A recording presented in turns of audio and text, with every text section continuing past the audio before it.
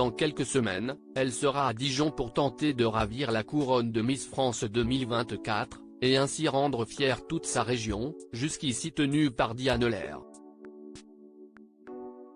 Elena Faillier, Miss Île-de-France 2023, a accepté de se confier à Télé Loisirs. Après s'être présentée à Miss Rhône-Alpes il y a quelques années, Elena Faillier a finalement trouvé son bonheur en devenant Miss Île-de-France, le 22 octobre dernier. Une élection toute fraîche pour cette native de l'Ardèche, dont elle a pu profiter à Damary-lès-Lys, fief de la Star Academy, et en compagnie d'Indira Ampio. Face à Miss France 2023, la jeune femme a donc réussi à se hisser tout en haut du podium, et espère désormais remporter la couronne de Miss France 2024, avec le soutien de son petit copain.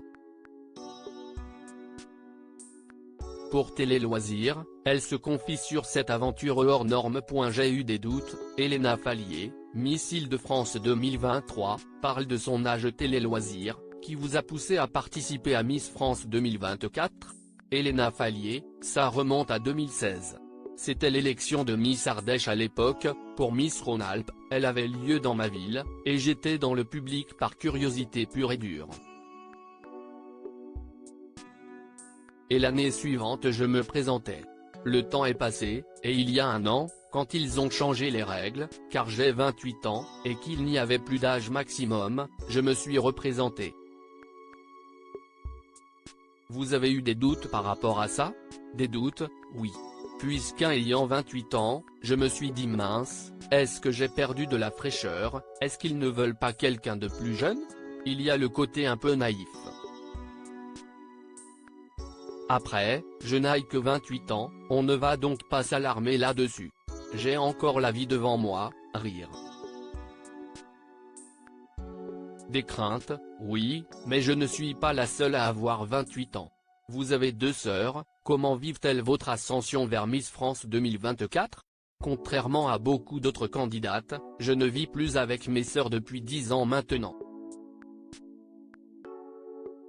Elles sont très contentes et on s'appelle très souvent. Est-ce que ça suffit pour qu'elles se présentent à leur tour à un concours de beauté ? Je ne pense pas, rire. Elles aiment bien me voir m'épanouir là-dedans, elles me soutiennent, mais quand je leur ai demandé si ça les intéressait, elles m'ont dit peut-être plus tard. Comment vos proches vous accompagnent-ils dans cette aventure ? J'ai mon conjoint depuis 5 ans qui est là au quotidien, et qui est un vrai coach de vie. Il a pris le concours de front, il m'encourage énormément. Mes parents, qui vivent en Ardèche et que je vois peu souvent, quand on s'appelle, ils font attention à ce que je sois bien.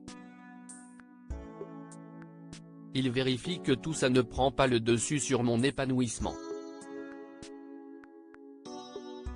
Sans oublier mes beaux-parents, qui habitent en Île-de-France et qui ont été très présents. Il y a toujours un petit côté difficile. Comment votre compagnon se sent vis-à-vis de l'élection Miss France ? Je pense qu'il y aura toujours un petit côté difficile où il peut se dire mince, est-ce que je ne vais pas la perdre ? Car avec Miss France, on est quand même happé par les événements. Après, je pense que la fierté l'emporte sur toutes les autres émotions.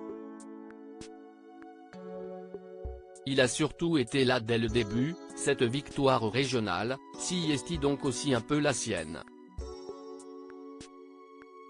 Il a été là pour m'entraîner sur mes discours, ma démarche. Surtout et n'importe quoi. Que regardez-vous à la télévision ?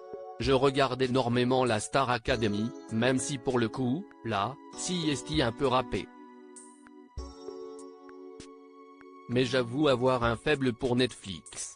J'aime beaucoup ce qui me sort de ma vie, comme Game of Thrones, mais aussi ce qui est un peu fantastique. Si vous gagnez, à qui allez-vous penser ? J'ai beaucoup de personnes qui me suivent depuis Miss Paris, et qui m'ont soutenu sans savoir ce que c'était les Miss.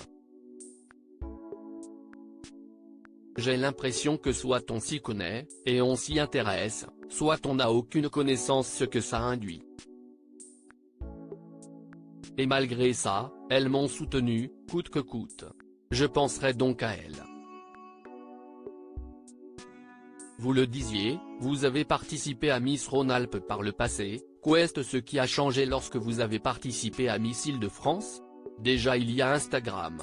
À mon époque, c'était pas comme aujourd'hui avec les commentaires et les retours, c'était plus sur Facebook que cela se passait. Il y avait beaucoup plus de médiatisation aussi. Au niveau de l'élection, je n'ai pas senti de changement. L'esprit de camaraderie reste, si est davantage une question de promotion que d'élection. C'était aussi plus pertinent pour moi de me présenter en Île-de-France car j'ai mon appartement dans la région, et mon travail aussi. Vous êtes consultante en sécurité, comment vos collègues ont-ils réagi à votre élection? Certains l'ont appris par mes réseaux, car j'ai changé d'entreprise récemment, donc quand j'ai commencé les Miss, j'avais intégré l'entreprise il y a même pas un mois.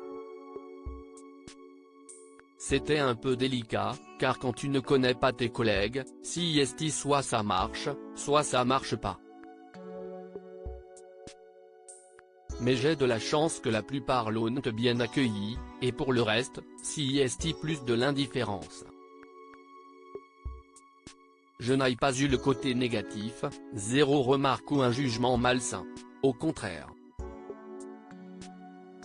Et ils ont aménagé mon temps de travail pour ça.